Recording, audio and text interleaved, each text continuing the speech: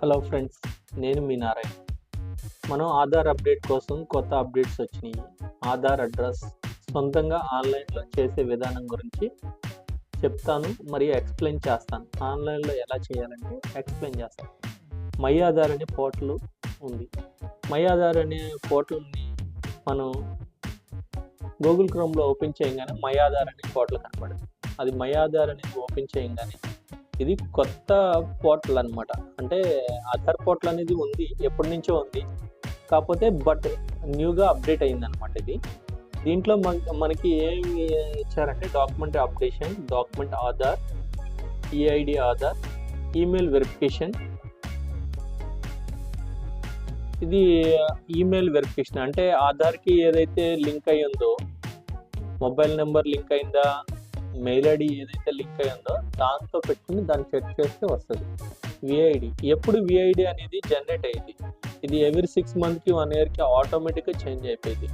Lock అంటే మనకు తెలుసు, ఇప్పుడు ఆధార్ లాక్ అయిపోతుంది, కొన్ని ఏంటంటే ఆటోమేటిక్గా లాక్ అయిపోతుంది అనమాట. ఆ లాక్ని కూడా ఇక్కడికి వచ్చి ఆధార్ వెబ్సైట్లో, మై ఆధార్ అనే వెబ్సైట్లోకి వచ్చి అన్లాక్ చేసుకోవచ్చు. లాక్ చేసుకోవచ్చు అంటే లాక్ చేయడం వల్ల యూజ్ ఏంటంటే మన అనాథరైజ్డ్గా మన బ్యాంక్లో ఉన్న ఫండ్స్ ఏలుముద్ర ద్వారా కానీ ఐరిస్క్ ద్వారా కానీ విత్డ్రా అనేది సాధ్యం కాదు. ఈ ఆధార్ ఎనేబుల్ సిస్టమ్ ద్వారా ఏఈపిఎస్ అనే సర్వర్ వర్క్ చేస్తుంది. దానివల్ల ఏంటంటే ఆ సర్వర్ బ్యాంక్ సర్వర్కి ఇది లింక్ అయి ఉంటుంది అనమాట. ఆధార్ లింక్ ఆ బ్యాంక్ ఆధార్లో ఏదైతే ఉందో విత్డ్రాల్ ప్రాసెస్ 10,000 చేసుకోవచ్చు, 20,000 చేసుకోవచ్చు. ఒక్కొక్క బ్యాంక్కి ఒకలా ఉంటుంది.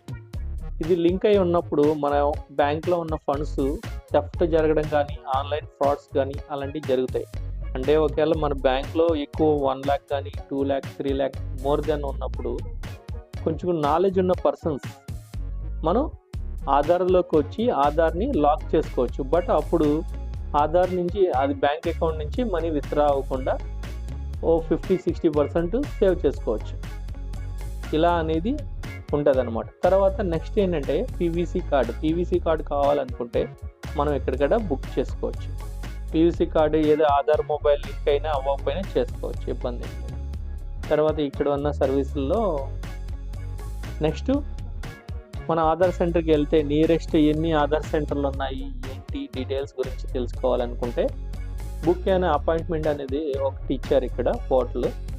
ఆ బుక్ అండ్ అపాయింట్మెంట్ పోర్టల్ అనేది ఓపెన్ చేస్తే మన నియరెస్ట్లో ఉన్న